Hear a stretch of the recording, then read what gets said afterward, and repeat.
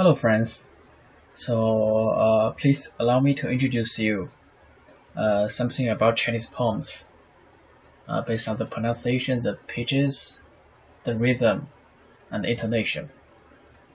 The basic topic is called 格律, the metrical rules for poetry.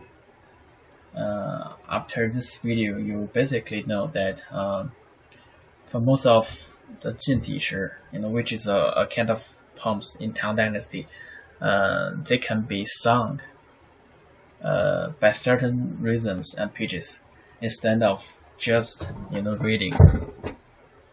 Because I would say most of Chinese poems they're designed to be sung based on their intonation and tones.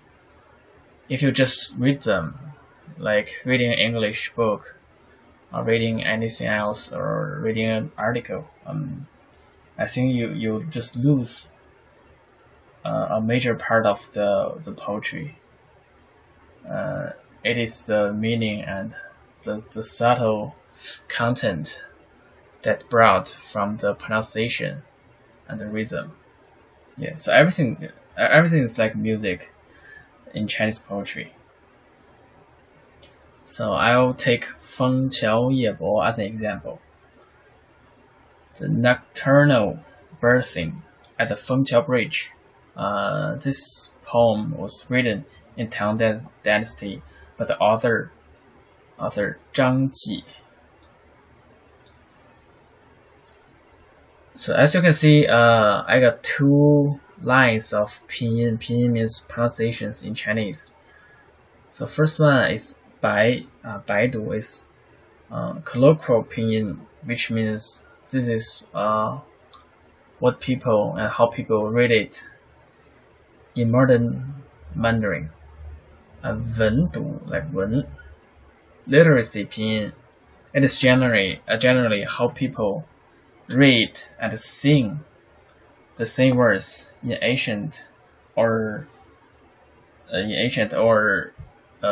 literacy accent. For example, all this kind of changes in pronunciation are very close to like southern dialects like Cantonese, Shanghainese, or Fukienese, or Keha language. The exact school that I'm following in this video is from 国子监, Beijing 国子监, the Imperial College in Beijing. So presumably, this kind of pronunciation is the ones that emperors and royal families are following to read and sing the poems in Qing Dynasty and even ancient times. So I will read the colloquial pronunciation first, and then read the literacy pronunciation as second, and then mark the differences, and then I will sing the poem based on the literacy pinyin. So for colloquial pinyin, 月落乌啼霜满天，江枫渔火对愁眠。姑苏城外寒山寺，夜半钟声到客船。And now, literacy pinyin. 月落乌啼霜满天. See, here is 月 and 落, right? They are just first tones in modern Mandarin. But in literacy pinyin, both of them should become 入声字, the almost disappeared tongue in Mandarin. So it should be 月 and 落 instead of 月落. So you see these marks that I put here, yeah, to show the difference. and the wu become like v, man become like mon. Even now in Cantonese, the man tian was pronounced like mon tin, so mon. And the 江枫渔火对愁眠，江枫渔火对愁眠。So I most of times in literacy pinyin, 愁 should be pronounced like 愁, so 吃 turns 吃 愁 and 愁. Again, this is just a specific rule of 国子监 style, like Imperial College style. But for other literacy reading style, you should keep all the 入声字, keep all the like, entry pronunciation there. But for the rest of them, they're not that necessary. Yeah. 姑苏城外寒山寺. See, this kind of pronunciation is like what we speak every single day nowadays. And 姑苏城外寒山寺.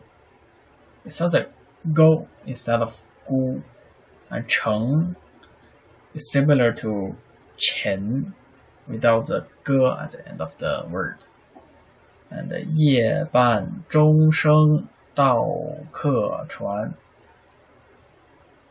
夜半钟声到客船. See those two marks, right? It tells you that when you speak these two words, the pronunciation should be like pretty explosive and decisive, like 半 and 客 instead of 半客. So please allow me to sing them in literacy pinyin to give you the feeling of like 格律, the metrical rules of poetry and 吟诵, the singing. 月落乌啼霜满天，江枫渔火对愁眠。姑苏城外寒山寺，夜半钟声到客船。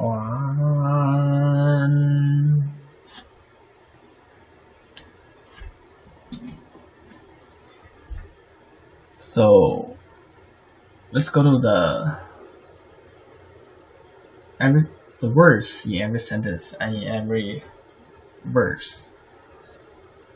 So see, 落提门 and 烽火愁 and 思外山 and 奔声 and K.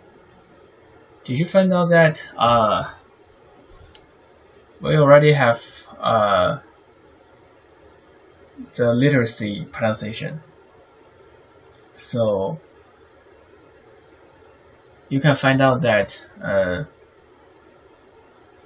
every second, first, and sixth word in each verse, they're like they're pretty relatable to each other. So in Pinyin, the first, second, and third tone is pronounced 平, like 平声, because they're pretty. When you say those words, right? First, second. No, actually, just first and second, like and they're pretty long and stable, and just remain still, like T, right? And feng, right, first tone, and the tou, second tone. Whereas here, shi, first tone, right? Shan, first tone, and the sheng, first tone. So they're all 平声.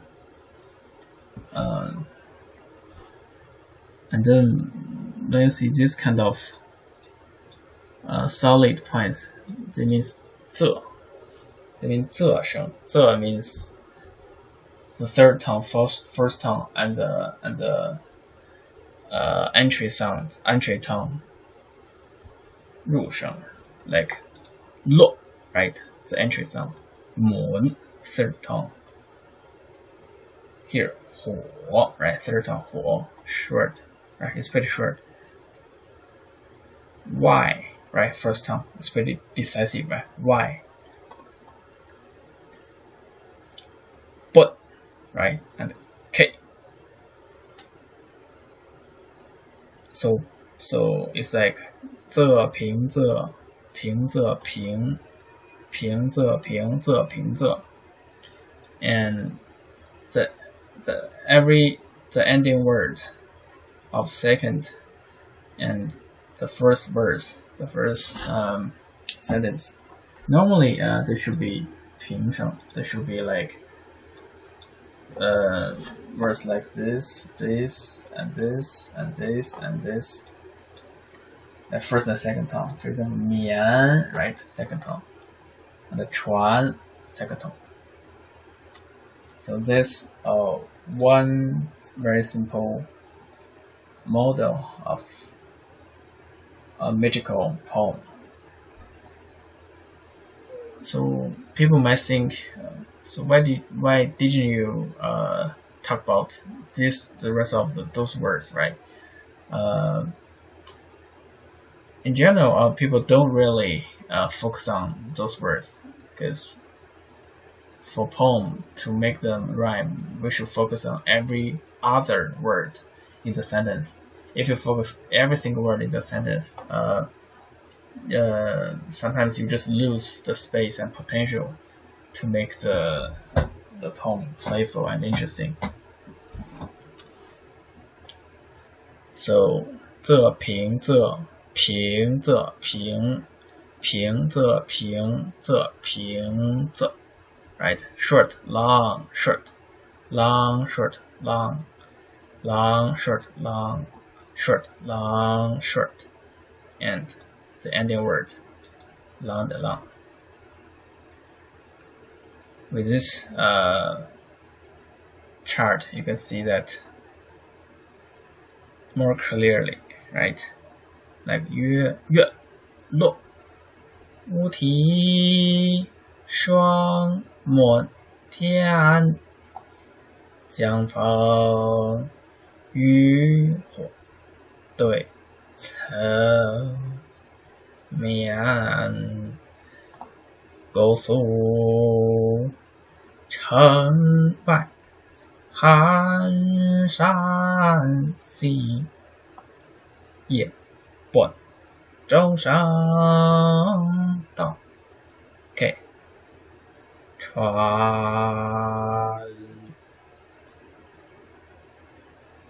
And now you can find out that this kind of structure is highly symmetric,